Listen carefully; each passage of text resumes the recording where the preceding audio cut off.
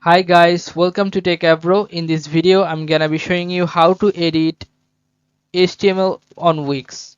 So let's go to Wix editor page first. This is the Wix editor page. You can see here, right?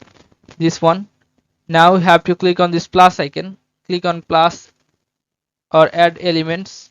Then you'll find here embed HTML. Click on this, and you can see here the box. You can make it anywhere the box as your position. Now you can see your HTML code.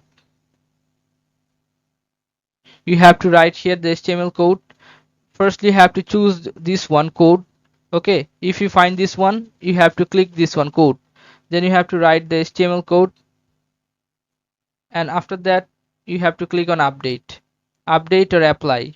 Okay, so this is how you can edit HTML code on Wix. So guys, if you find this video helpful, then please give a thumbs up and don't forget to subscribe the channel. Thank you so much for watching the video.